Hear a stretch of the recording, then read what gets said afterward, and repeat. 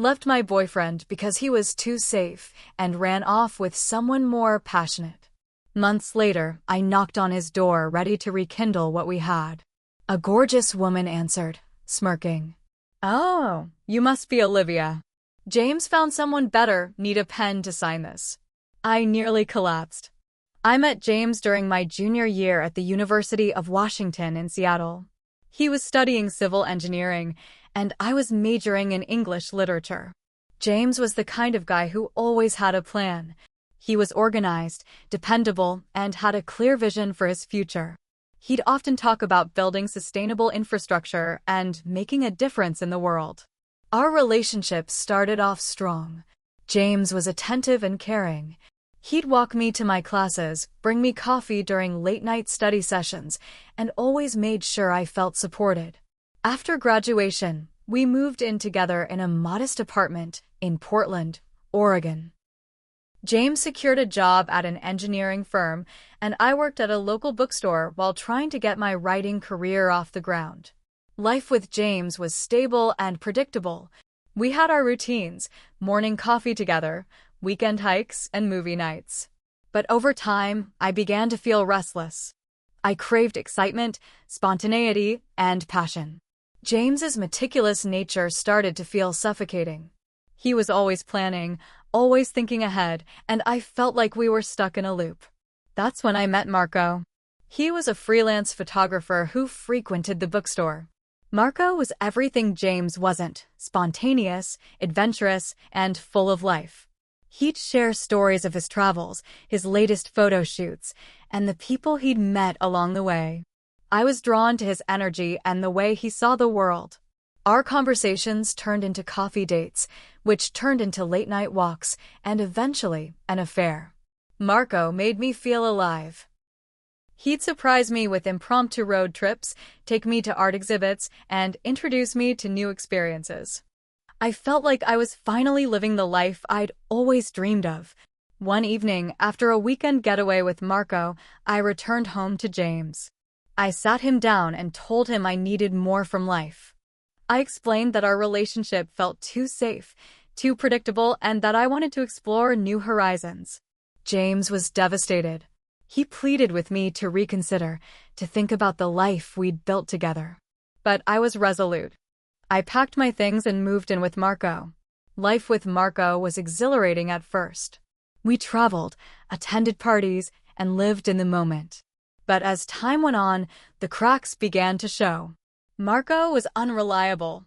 He'd disappear for days on end, chasing the next big opportunity.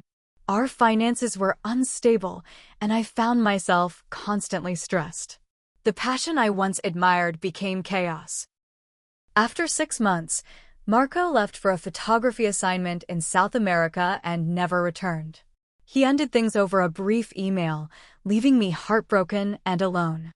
I realized I'd traded stability for uncertainty and lost everything in the process. Determined to make amends, I decided to reach out to James. I moved back to Seattle and found his address through a mutual friend. One rainy afternoon, I mustered the courage to knock on his door. A stunning woman answered. She was tall, poised, and exuded confidence. She looked me up and down, a smirk playing on her lips. "Oh, you must be Olivia," she said. I nodded, taken aback. "James isn't here, but he mentioned you might stop by. He found someone better." "Need a pen to sign this?" She handed me an envelope. Inside was a letter from James, expressing that he'd moved on and wished me well. I stood there, drenched and speechless. It's been a year since that day. I've focused on rebuilding my life, channeling my experiences into writing. I've published a collection of short stories, many inspired by my own journey. I learned that while passion is exhilarating, it's the steady, unwavering support that truly sustains a relationship. James was my safe harbor, and I left in search of a storm. Now I understand the value of that safety. After I stood on that porch, soaked in the Seattle rain and stunned silent by that woman's words, I didn't go home right away. I sat in my car for over an hour, trying to stop my hands from shaking. Every drop on the windshield sounded louder than it should have. I couldn't decide if I was more humiliated or heartbroken. Her name was Elise. I didn't ask. She just offered it up with the same confidence she wore like perfume. She told me James wasn't home because he was on a work trip in San Francisco. He's thriving, she said, like it was a knife she wanted me to hold myself. Her whole vibe felt rehearsed, like she had practiced exactly what to say if I ever showed up. A few days later, I found myself walking past James's office building. I knew it was creepy. I didn't care. I just wanted to see him again. Not talk, just see him. But I wasn't the only one with that idea. As I sat at a cafe across the street, sipping stale coffee, Elise showed up. She got out of a black Audi in a red trench coat, heels clicking like gunshots on the pavement. She walked into the building like she owned it. I couldn't stop myself. I followed her. I stayed back, hiding behind a column in the lobby like some kind of desperate ex. She stepped into the elevator, and right before the doors closed, she turned and looked directly at me. No surprise. No shock. Just that same smirk. I froze. Did James know I'd been lurking? Had she told him? That night, I got an email. From James. Subject: please stop. All it said was, Olivia, I wish you well, but please stop showing up. I've moved on. You should too. No anger. No questions. Just, final. I stared at those words for an hour. I didn't reply. But the next twist came a week later. I was at a bar near campus, meeting up with an old friend from college who was in town. We were just catching up, nothing serious, when he asked, Hey, did you know James is engaged? I blinked. What? Yeah, Elise something. I saw it on LinkedIn. She updated her profile pic to some glam engagement photo shoot. She tagged him. Wild, right? I excused myself and went straight to the bathroom. In that cramped stall, with my friend waiting at the bar, I finally opened LinkedIn for the first time in months. And there it was. A glowing picture of James and Elise on a mountaintop, her hand on his chest, a ring catching the sunlight. I couldn't breathe. Later that night, as I lay in bed staring at the ceiling, I got another message.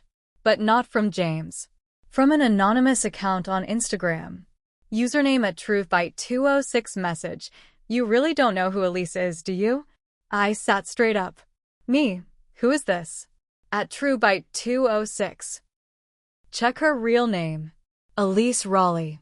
Look up Elise Raleigh, Bellevue. Then you'll get it. I didn't sleep that night. I searched. I read. I found articles. Comments. Old message boards. Turns out Elise had a past. A messy one. She'd been married before to a tech exec in Bellevue who divorced her after she drained his accounts and disappeared. There were whispers about fake investments, affairs, and even a fraud case that somehow vanished. And now she was with James. The man I left because he was too safe was now engaged to someone with more secrets than I ever imagined. I didn't know what to do with this info. Part of me wanted to warn him. Part of me knew he wouldn't listen. But part of me, the one that still cared, started wondering, was Elise really in love with him? Or was James just her next project? The worst part? I wasn't sure if I wanted to save him, or if I just couldn't stand the idea of her having him. I didn't reach out to James right away. Honestly, I didn't know if I even had the right to. But the more I thought about Elise and what I'd read, the harder it became to sit still. That woman knew who I was the second I showed up. She was waiting for me. And now I knew why she'd done this before. She was used to getting ahead of her mess. So I decided to do something I hadn't done in a long time. I called Nora, James's sister. We weren't close, not really, but we'd spent holidays together. She always liked me more than I deserved, even when I left her brother without much warning. To my surprise, she answered. Olivia? Hey, yeah, it's me. Long pause. You okay? No, not really. Can I talk to you? In person? She agreed. We met at a coffee shop near Green Lake. I told her everything, From Marco to Elise to the anonymous message and Elise's past. Nora didn't say much. She listened, nodding slowly, stirring her tea the whole time. When I finished, she leaned in. I had a weird feeling about her. Why? She tried too hard. Too perfect. Always wanted to be involved with our parents. My mom said she asked about Dad's investments at dinner. Who does that? That was all I needed. It confirmed something wasn't right. That night, Nora sent me a message. I snooped. Elise's full name isn't even on her driver's license. She uses a shortened version. But her bank account is under her married name, Elise Grant. Found it on some mail she left at James's. Boom. So I sent everything I found, news clippings, screenshots, archived forum posts, back to the anonymous Instagram account. I asked them what they wanted from me. At TruthBite206, you want to stop her? Be careful. She knows how to twist things. She'll make you look like the crazy one. Then, silence. A few days later, I got a text from a random number. Unknown. You're digging in places you don't understand. No name. Just that. I changed my locks the next day. But things didn't really explode until 2 weeks later. I got a message from Nora, call me right now. James had collapsed at work. Heart issue. Not a full heart attack, but serious enough that he was hospitalized. Guess who wasn't there? Elise. She was supposedly at a retreat in Napa. But Nora found a charge on James's credit card from a hotel in Vegas. A charge for two. James had left Elise in charge of his finances while they were planning the wedding. She had access to everything, his savings, retirement account, even the house deed. And that's when it hit me, she wasn't just some woman playing love games. Elise was running a long con. But the twist? James had left her nothing in writing. No legal power of attorney. No shared accounts.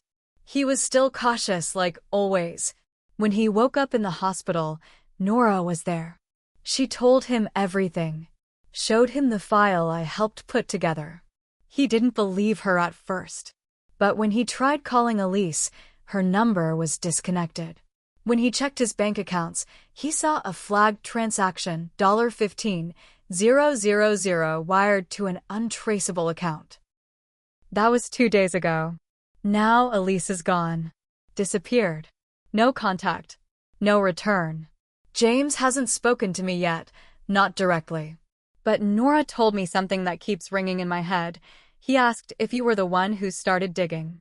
And then, I got another message from at TruthBite206. At TruthBite206, nice work. But Elise wasn't alone. What the hell does that mean? I tried to ignore the last message from at TruthBite206. Elise wasn't alone. It sounded cryptic. Dramatic. Like something out of a bad thriller movie. I thought maybe it was just to spook me, keep me anxious. But the problem was I was anxious. Deep down, I knew it wasn't over. A few days after James was discharged from the hospital, Nora messaged me again. He wants to talk. Are you ready? I wasn't sure I was. But I said yes anyway. We met at a park in Fremont. It was cold, overcast, typical Seattle spring. James looked tired, thinner, but not broken. When he saw me, he nodded once. No smile, no hug. Just acknowledgement. He sat on the bench first. I sat beside him. I know, he said. About Elise? About everything. Silence. He finally turned to me. Why do you really come back? That question hit harder than I expected. I didn't have a clean answer. I could say it was guilt. Or missing him. Or fear. But really, it was all of that and more. I never stopped trusting James. Even when I betrayed him, I always knew he was solid. Safe. Real. I didn't want to believe I'd thrown away the only person who actually saw me, I said quietly. He didn't respond to that. Then he said something I'll never forget. She told me she knew you before we ever met. I blinked. What? Elise. She said she used to follow your blog. Your writing stuff. She said she admired your honesty. My blood ran cold. I hadn't updated that blog in years. It was personal, mostly about emotions, relationships, things I couldn't say out loud back then.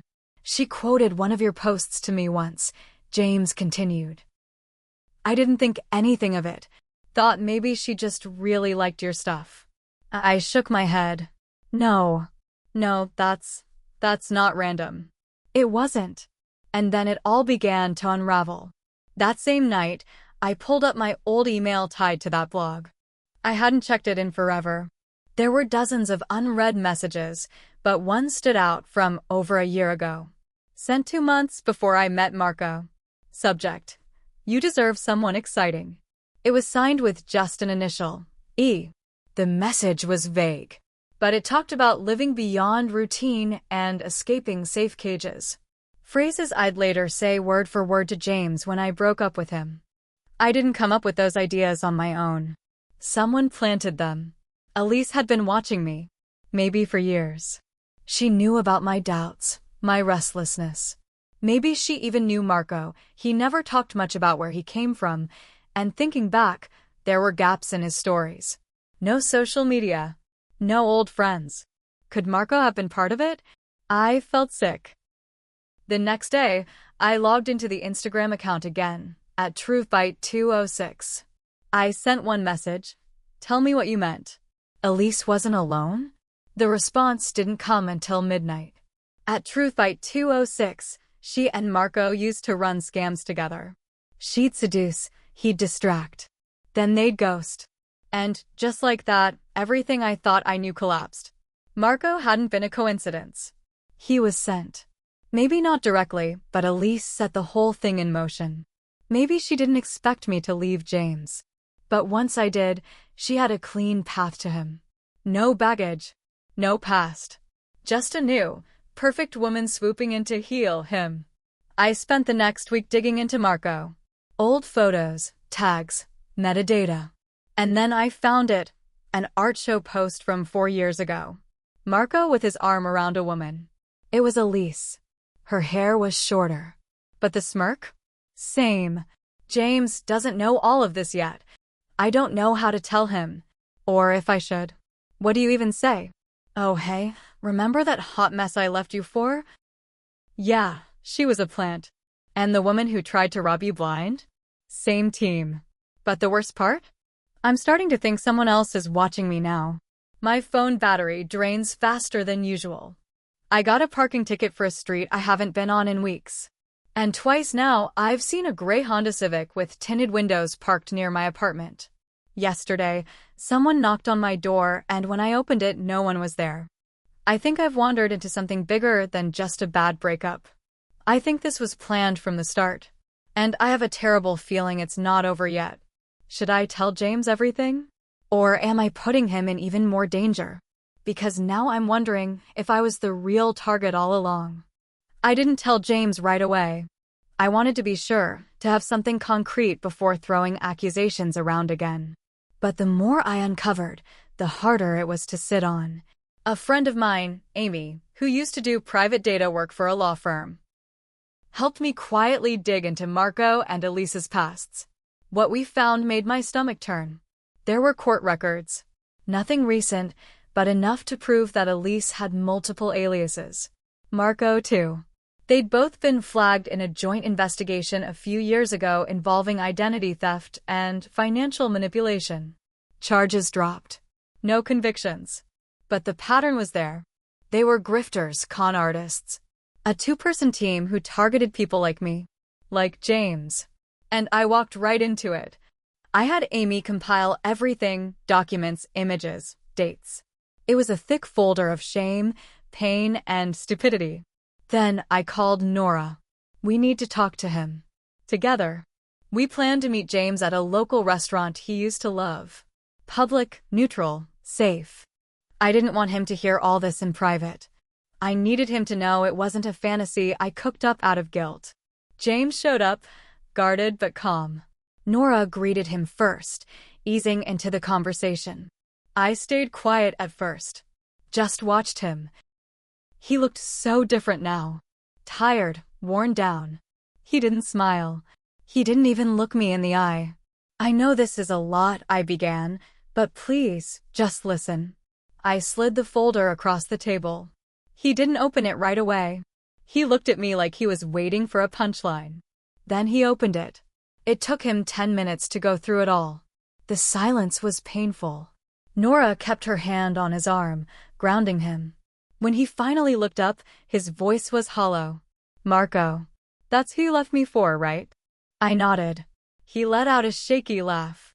So I was just a stepping stone. She used you to get to me. I didn't know James. I didn't know any of this when I left. I was stupid, yeah. I wanted something wild and different, and I got played. We both did. He looked at me like I was a stranger. Then he turned to Nora. And you've known about this for how long? A week, she said. I wanted to be sure before saying anything. He stood up suddenly, the chair scraping across the tile floor. Everyone in the restaurant looked over. You know what's messed up, he said, raising his voice. It's not just that Elise lied. It's that you all did. You let this happen behind my back. You talked about me like I was too weak to handle it. He was trembling now. You already took everything once, he said to me. Why come back just to remind me what I lost? I didn't come to rub anything in. I came because you deserve to know. I'm sorry. I'm so sorry. A server came over, nervous. Sir, is everything okay? James shook his head, eyes glassy. No. But that's not your problem. And he walked out. I didn't go after him. Nora didn't either. We sat there in stunned silence. In the days that followed, I tried calling. No answer. I emailed, texted. Nothing. Then, one morning, Nora called me, crying.